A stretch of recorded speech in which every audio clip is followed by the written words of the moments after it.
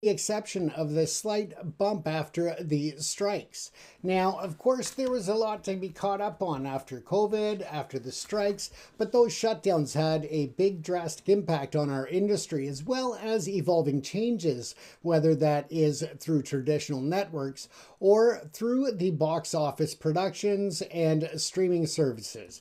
So we are going to take a look into more information on where the industry is at this point and what we see coming up in the future of the film and television production industry. So some of the key points that we'll be taking a look at is that research is suggesting that the film and TV production industry in Canada and the US is still facing challenges and recovery from the strike, from economic shifts, sustainability concerns, and of course current geopolitical situations that are impacting both the industry as well as the ability to obtain finance and economic input into the industry from foreign investors. It seems likely that growth in streaming services and policy changes will shape the future. Now, that is, of course, not factoring in, once again, the Trump's tariffs that he's threatening on foreign-made movies, and that's adding a level of complexity. Let's keep in mind that at this time within the film and television production industry, a lot of the input that's going to Donald Trump in terms of shaping policy and future film credits and production industry evaluations is being done at the hands of Jon Voight, as well as Sylvester Stallone and Mel Gibson. Of course, they have been putting forward different ideas to Donald Trump, and that includes Jon Voight backing and bringing forward the idea of the tariffs on foreign production. So again, that is something else that will play into where the recovery level is. Now, the evidence that's leaning towards a resilient industry and that it will bounce back, that's looking at various active productions that are currently happening in Canada and the US, and efforts towards inclusivity and green practices being balanced out. Now, the film and television industry is a vital economic and cultural force both in Canada and the United States. Now, in Canada, it contributed $14.05 billion to the GDP and supported nearly 240,000 jobs. Of course, that was 2022 to 2023. Now, in the US, it's a global entertainment hub. We know that. But both countries are facing significant hurdles in 2025, from labor dispute spillovers to economic pressures, as I said, the geopolitical situation and the concerns of foreign investors with the stability or instability of US markets. Now, this report will explore these challenges and look ahead at different potential opportunities for recovery and within the industry itself. Now, recent strikes like the 2023 Writers Guild of America and the SAG-AFTRA actions have disrupted production. We know that they did. There was a bit of catch-up after the strikes were over, but again, it's had a long-term impact. The economic impacts are exceeding $2 billion US, and economic conditions have led to high subscriber churn when it comes to the streaming services. That is especially true among younger audiences, with 67% of Gen Z and 62% of millennials changing the subscription video on demand services. Now, representation remains uneven, with only 9% of top film directors being women in 2022. Sustainability is also a concern, with productions emitting 33 metric tons of CO2 per shooting day. So again, there are a lot of areas that are changing within the industry. Now, regulatory uncertainties like Canada's Online Streaming Act and financial cuts such as the CBC's $40 million reduction add pressure to the Canadian film industry as well. Now, the future does look promising, with global OTT revenues growing at 4.6% and streaming video on demand expected to surpass $100 billion US in 2025. Do I ever expect to talk about the situation in my toilet? Well, it depends on, I guess, what's in your toilet. If it's a film or television, maybe we could talk about it. Maybe, Sylvester Stallone is drowning in there. I don't know. But anyway, policy changes like Canada's Online Streaming Act requiring contributions to local content would boost productions within Canada. Sustainability initiatives such as green studios like the Electric Owl Studios are emerging. However, Trump's 100% tariff on foreign-made movies announced in May of 2025 introduces controversy, potentially disrupting Canada-US collaborations. And again, we can thank John Voight for that. Now, when we looked at various detailed analysis of the film and television production industry within Canada and the United States in 2025, let's take a look at that in a bit more detail. Welcome to all of those who are joining the live conversation. Once again, feel free to throw your comments up in the comment section. I don't know why Hannibal Banable or Banian was putting his silly comments in there, but welcome anyway. The film and TV production industry is a cornerstone of both Canadian and American economies. Now, the detailed analysis will provide comprehensive overview of the current challenges and future outlook for the film and television production industry. This is both in Canada and the United States as of today, May the 14th, 2025. It builds on the key points and expands with additional data, examples, and context, ensuring a thorough understanding for industry stakeholders and enthusiasts. As an actor in the Vancouver community, as well as a documentary filmmaker, I have seen the direct impacts of the slowdown, and I've seen a lot of people that are considering leaving the industry given the instability right now. The film and TV production industry, as I said, is a cornerstone of Canadian and American economies, which in Canada, the Canadian Media Production Association, or CMPA, reported that between April the 1st, 2022 and March 31st, 2023, the sector contributed $14.05 billion to Canada's GDP. That generated $12.19 billion in production volume and created nearly 240,000 jobs. This reflects a post-COVID catch-up, but the CMPA cautioned that these figures may represent a high watermark. With production activity receding in 2023-2024 due to the impact of the American writers and actors strikes, and now we combine that in with the current geopolitical situation and economic situation, it is looking that the numbers will be much lower in 2025. In the United States, the industry is, of course, a global leader, but it has also faced significant contraction in 2024, with production volumes lagging behind that of 2022 levels. Influenced by the Hollywood strikes and the economic reset, the industry's resilience is tested by a competition from different regions, offering aggressive financial incentives, including Atlanta, New York, Australia, Britain, and, of course, here in Canada. The industry faces a range of challenges, each with significant implications for production and employment. The 2023 WGA and SAG-AFTRA strikes had a profound impact, with economic losses exceeded an estimated level of $2 billion US. In the United States, production declined 40% from pre-strike levels, with a 36.4% decrease in shoot days in Greater Los Angeles compared to the 5-year average. In Canada, the ripple effect was felt as productions definitely involving American talent were delayed, affecting local workers. Additionally, visual effects workers in the US and Canada are moving towards unionization, seeking better wages and conditions, which could lead to further labor negotiations. Economic pressures have also led to significant shifts in consumer behavior. Over half of consumers have changed their entertainment subscriptions due to economic conditions.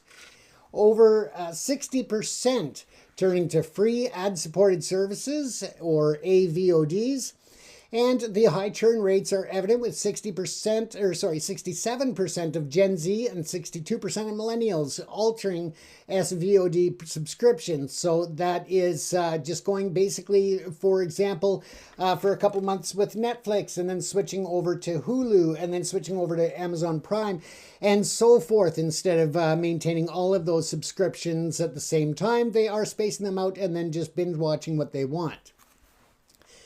Now, that when we look at it overall is a big trend and a big challenge that faces the traditional financial models and revenue models. And that's pushing producers to explore advertising and hybrid subscription models. So again, it's a shifting of the pendulum, so to speak. Now, representation remains a contentious issue. And in the US, non-white individuals account for 38.3% of on-screen roles compared to 41.1% of the population.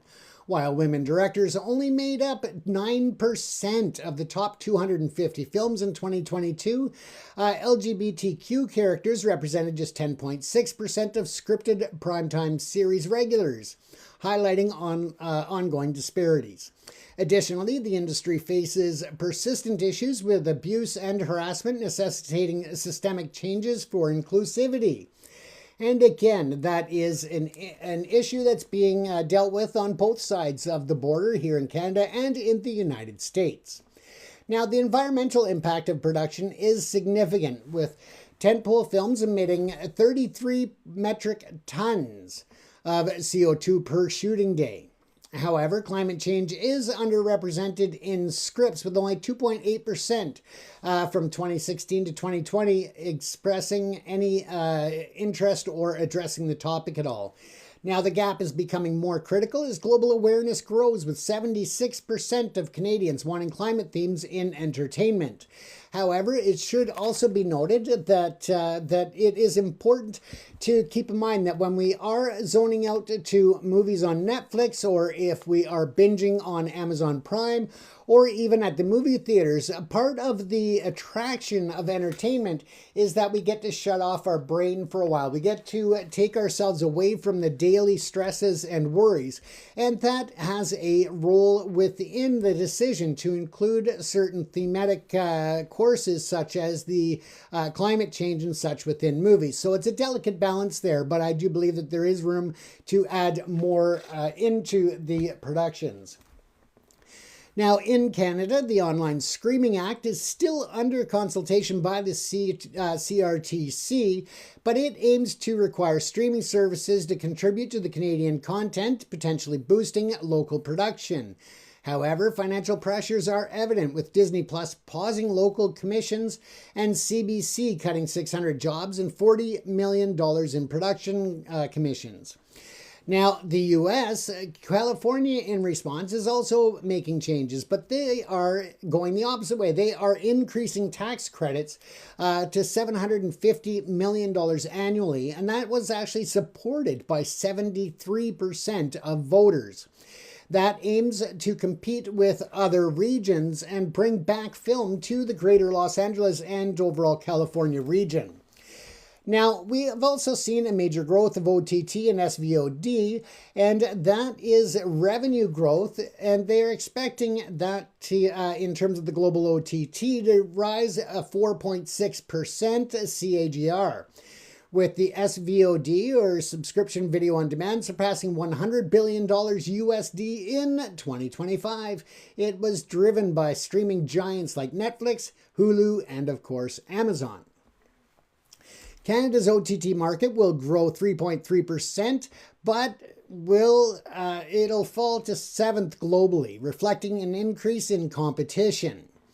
This growth is challenging traditional studios and broadcasters with streaming services and increasing production output. So again, having an impact on the Canadian market as well. When we look at the policy and incentives, now policy changes are pivotal. Canada's Online Streaming Act will mandate contributions to support Canadian content, potentially increasing local production. In the US, California's proposed $750 million annual incentive that we were just speaking about, that actually is a rise substantially from the $330 million currently in place. And that again aims to attract productions back to California. With diversity requirements added to tax credits, other regions like Alberta, 30% for owned and 22% for foreign productions, are also enhancing initiatives. And that is a big incentive for many productions. Sustainability is gaining traction with new green studios like Electric Owl Studios, which is a LEED Gold certified studio space, and Tage Studios, which is Europe's first truly green studio that is opening soon. The Academy of Canadian Cinema and Television introduced a Sustainable Production Award in 2024, and partnerships like Netflix GM for electric vehicles and content are emerging. Again, replacing the combustible engines with the electrics to try to have more influence within the product placements and the influence on the Canadian consumer and American consumers to go more electric. Now, consumer preferences are shifting, with 76% of Canadians wanting climate change themes in entertainment and programming, and high school students exposed to Canadian films feeling 66% pride compared to 50% not exposed. Now, this demand could drive more climate-focused content aligning with sustainable goals, and some of those may be very unobtrusive or unintrusive, and others may be very in your face. We'll have to see, but it also depends on the production and how they integrate that theme into the program. Now let's talk about the elephant in the room, and that is Trump's tariffs. A major controversy is Donald Trump's May 2025 announcement of a 100% tariff on foreign-made movies, citing the U.S. industry's fast death due to foreign incentives. This tariff, implemented immediately, raised questions about its application to streaming services and theaters, with shares in Disney, Warner Brothers, Discovery, Paramount Global, and Amazon falling in early trade. Now, we know that has been put on hold, but we'll have to watch and see what happens, because it does still add an air of confusion and uncertainty to the film and television production industry. Now, if this is to come back and be a thing for Canada, this could disrupt collaborations with US productions and studios, as well as the UK film industry, warning of a knockout blow to jobs. Experts like William Reinseck argued that retaliation could kill the industry, highlighting the tariff's controversial nature. And I believe that was William Reinsch. My apologies for the mispronunciation. Now, looking at current productions and resilience in terms of case studies, it is despite challenges that the industry remains active. As of May the 2nd, 2025, Ontario, Canada hosts numerous productions, including Dutch and Knuckles, which is a Skydance production, and that's set to be streaming February the 18th through June the 17th. In Toronto, Framed Idaho Productions and Sony streaming November 25th. Through to January the 25th. So we'll see how that works. But again, that's in Toronto. And Hide and Seek by Searchlight. That is a theatrical production that's going on in Toronto. These projects, many for streaming, illustrate resilience, adaptation, and aligning with OTT growth trends. And again, it's going to be essential for the film and television industry to continue adapting to the new technologies.